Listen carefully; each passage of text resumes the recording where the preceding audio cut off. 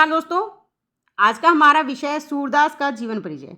देखिए दोस्तों, सूरदास जी जो थे वो भक्ति काल की सगुण काव्य धारा में कृष्ण काव्य धारा के प्रमुख कवि थे, प्रतिनिधि कवि।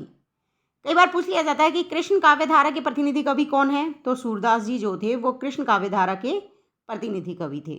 दोस्तों, वीडियो को अंत तक जरूर देखिएगा, आपके लिए बहुत ही लाभकारी सिद्ध होने वाली है।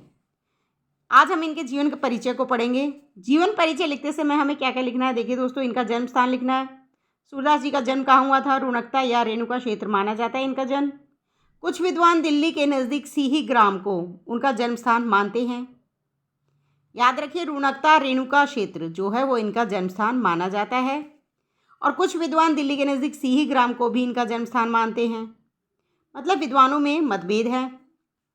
महाप्रभु वल्लभाचार्य जी जो थे वो इनके गुरु थे। सूरदास जी वल्लभाचार्य जी के शिष्य थे।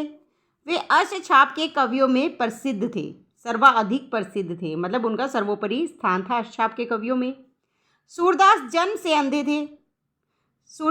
से अंधे थे, लेकिन इन्होंने प्रकृति का और मानव का जो चित्रण किया है, उन्हें देखकर लोग विश्वास ही नहीं कर पाते कि वे जन्मांध थे। सूरदास सगुणों उपासक कृष्ण भक्त कवि थे। याद रखिए, सगुणों उपासक कृष्ण भक्त कवि थे, जो अभी मैंने बताया था। दोस्तों, यदि आप हमारे चैनल पर नए हैं तो चैनल को सब्सक्राइब कर लीजिए, साथ में बेल आइकन प्रेस कर लीजिए ताकि इसी तरह की वीडियोस आप तक पहुंच सके।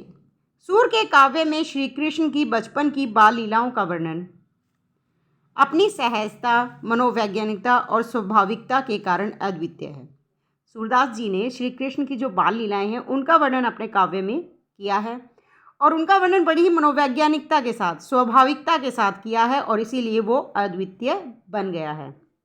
सूरदास जी मुख्यतः वात्सल्य और श्रृंगार रस के कवि हैं। याद रखिए, सूरदास जी वात्सल्य और श्रृंगार रस के कवि हैं। इनके काव्य में श्रृंगार का जो चित्रण है वह राधा कृष्ण और अन्य गोपियों का प्रेम, दैनिक जीवन के कार्यों व व्यवहारों के बीच विकसित हुआ है। इनका जो श्रृंगार वर्णन है, राधा कृष्ण और गोपियों के बीच जो दैनिक व्यवहार होते थे, जो काम होते थे, उनके बीच में इनका जो श्रृंगार वर्णन है वो विकसित हुआ है। सूरदास की मृत्यु 1583 में हुई थी। याद रखिए, इनकी मृत्यु कब हुई थी? 1583 में। इनकी प्रसिद्ध रचनाएं सूरसागर, सूरसारावली, साहित्य लहरी और नल दमयंती। याद रखिए, सूरदास जी की रचनाएं भी लिखना बहुत ज़रूरी है। सूरसागर, सूरसारावली, साहित्य लहरी और नल दमयंती। सबसे पहले जीवन परिचय में क्या लिखेंगे? इनका जन्म स्थान, इनके बारे में, इनके गुरु कौन थे, इनका बचपन कैसा था। इनकी रचनाएं भी लिखना बहुत ज़रूरी है। इनकी भाषा शैली लिखना भी बहुत ज़रूरी है जीवन परिचय में। देखिए, इनकी भाषा शैली, सूरदास ने अपने काव्य में ब्रिज भाषा का प्रयोग किया है। कि कौन सी भाषा का प्रयोग किया? ब्रिज भाषा का प्रयोग किया है। उनके काव्य में ब्रिज भाषा का स्वाभाविक, सजीव और भाव अनुकूल प्रयोग हुआ है। याद रखिए, इनके काव्य में जो ब्रिज भाषा है उसका स्वाभाविक, सजीव और भावानुकूल प्रयोग हुआ है।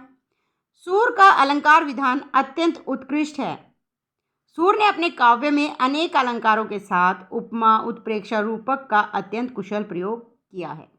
दोस्तों, यदि आप हमारे चैनल पर नए हैं तो चैनल को सब्सक्राइब कर लीजिए, बेल आइकन प्रेस कर लीजिए ताकि इसी तरह के वीडियोज़ के नोटिफिकेशन आप तक पहुँच सके। धन्यवाद। वीडियो को लाइक शेयर करना ना भूलें।